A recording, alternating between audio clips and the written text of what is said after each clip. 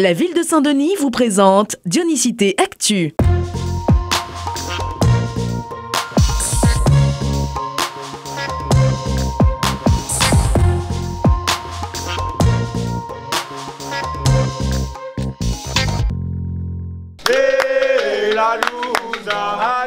Ambiance Maloya jeudi soir au Barachois. Comme chaque semaine, à partir de 19h30, ils sont des dizaines à s'emparer de rouleurs, de cayambes ou encore de piqueurs. Ce rendez-vous, ou plutôt ce rond Maloya, est organisé par le groupe Rouleur Killer. Au début, il y a une bonne répétition Rouleur Killer, l'atelier Maloya, nous apprendre à jouer tout ça là. Et après, du coup, là, il y a un rendez-vous Maloya, un rendez-vous d'artistes, de gaillards. Donc, nous retrouvons à nous ici. Le jeudi, dans la semaine, une fois, comme ça, nous gagnons Crase Maloya, nous gagnons causer, nous gagnons apprécier, nous gagnons trouver à nous.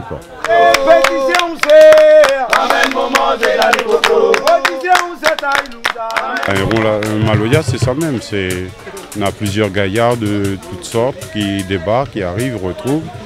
Et 3-4 les parties, chacun y fait son gaillard, à son manière, à son niveau, et puis voilà. Si vous souhaitez participer au rond Maloya et découvrir la culture musicale réunionnaise, Jean Lahoppe vous donne rendez-vous. Alors nous les Barachois, côté le bar Le Détour, côté les camions bar. Et c'est le jeudi, à partir de 19h30, nous les là, et voilà, quoi, bien ça.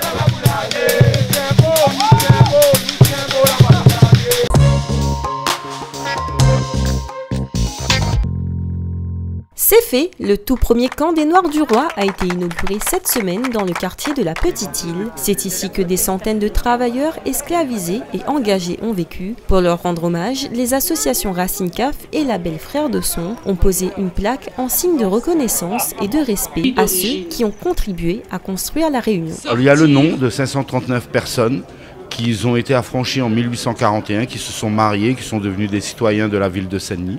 Il faut savoir que le camp a accueilli bien sûr énormément de monde, mais là, lors de cette exposition, on a l'occasion vraiment de voir le travail fait par les historiens et par notre association.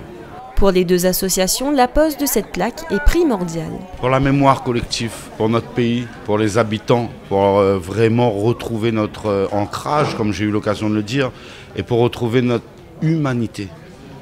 Pour retrouver un peu notre histoire, pour pouvoir avancer aussi dans notre futur et bien sûr être bien dans notre présent. C'est très important. Lors de l'inauguration, des habitants du bas de la rivière ont également présenté des textes qu'ils ont eux-mêmes écrits en lien avec la liberté, une façon de rendre hommage aux anciens à leur façon. Que la chaîne donne coup, il n'y arrêtera pas le coup. Que la chaîne dans mon cou, il mettra à pied. Alors moi la levé, moi la dit, il faut m'y choisir. Tomber ou lever.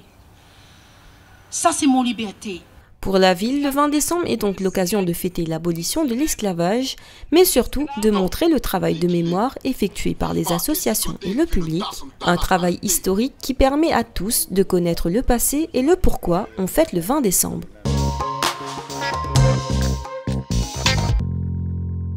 L'image de la semaine, c'est les répétitions des élèves de l'école du Ruisseau Blanc et de Bouvet. Ces enfants de CP à CM2 bénéficiant d'interventions en milieu scolaire de l'école municipale de musique Loulou Pitou se produiront ce soir à partir de 20h30. Alors ne ratez surtout pas leurs prestations artistiques aux couleurs du 20 décembre au Barachois.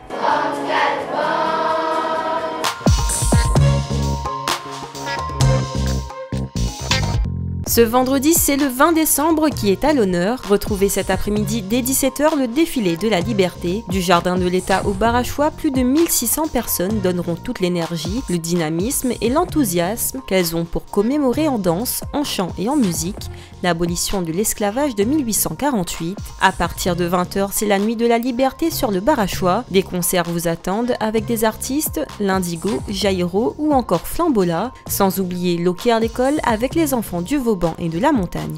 Votre Diony Actu est à présent terminé, rendez-vous l'année prochaine pour de nouvelles émissions. Bonne fête CAF et bonne fête de fin d'année à vous tous, à l'année prochaine.